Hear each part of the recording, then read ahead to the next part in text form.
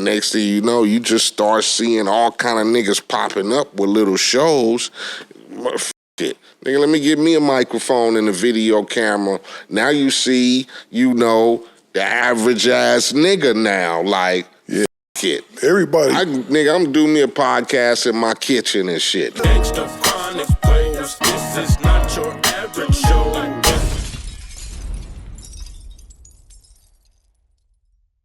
I talk to you all the time, Eiht, about little different investment opportunities. Oh, definitely. I'm too scared to with the crypto shit. You know what I'm saying? Mm-hmm. So I'd rather go out and buy a truck now, man, or invest in some other business that's a little bit more tangible. First of all, I don't know enough about the crypto stuff. I wouldn't mind getting into it. I've been talking to the homeboy, shout out Willie D. Willie D been telling me a little bit about it, but I think, man, I ain't balling like that. I can't go out and lose 15, 20 grand on some shit. Nah, when you used to getting your money in the streets, changing over to the legal side, you get skeptical about because you already know what the work gonna do. Oh, you already know what the prices is, how much you get for whatever, and how you can get your product off. But when you start getting into the legal field and investing and trying to figure out your way to go, it's always skeptical, but especially if you a nigga who, is tight with your bread. You want to make sure your shit is sustainable for your family in the long run. And like you said, you ain't going to be back to the block trying to do crazy shit. Yeah. Keep them bills paid. Because I've had opportunities even with that, man, and it's just, me being the age I am now, it's a way different, man, than when you 52, dog, versus you being 19, 20, 21 years old, man. Oh, definitely. You know what I'm saying? And don't get me wrong, I've had thoughts, just like I'm still a man, I've had thoughts like, man, shoot, I can go do this now. But I think that game is dead now, though, dog. Yeah, some niggas still, pushing. But you know what come along with that, man, more so with the money, man, it's the time and just the... Because when you jump back off into that like that, dog, you are going to have to set the tone with a motherfucker, dog. You gonna have niggas that's gonna want to play with you. Definitely. You gonna have people that's gonna want to play with you, and in that game right there, you can't play no games. You got to be no nonsense, because if you play games with that shit, you could lose your shirt, maybe even lose your life. I mean, because you gotta, it's still motherfuckers out there buying, and still motherfuckers out there using. So, it's some niggas still, heavy off into the game and lucrative, Some niggas that don't want to be celebrities and whatever and social media or whatever. But you gotta wonder what's on the mind state of a nigga, who still got to get his bread. Like I said, I don't knock, because like I say every day, I try to speak for niggas who still in the struggle is what I'll say. You know what I'm saying? Because unfortunately, they haven't found the way out of the underworld, so to speak. And there's some niggas who like this shit. It is, you know what? Ain't nothing better. I know me and you don't talk about opening up a dispensary. Yeah. We've talked about opening up dispensaries and stuff like that. I just think, man, that there are a bunch of options right now to where you don't necessarily have to go out and take penitentiary chances, man.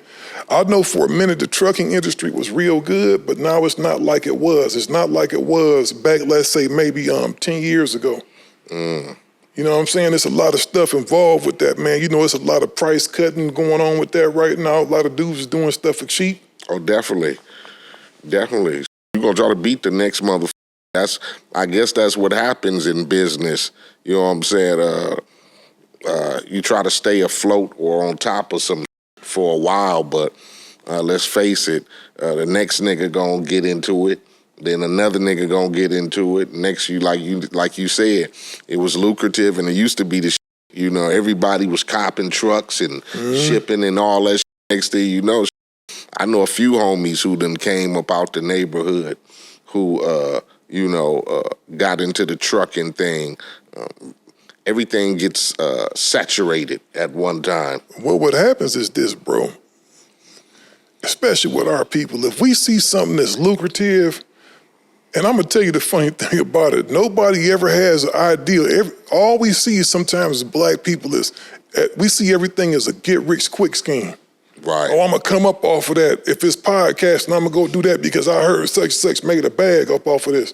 It don't work like that, man. It's a lot of work that go into this shit, and I don't think people understand it. It's a lot of work, and it's not, the stuff that pays is not actually the stuff that think people pay. A lot of people think that it's all about the video, right? Because they hear about people making millions of dollars on YouTube. That ain't necessarily true.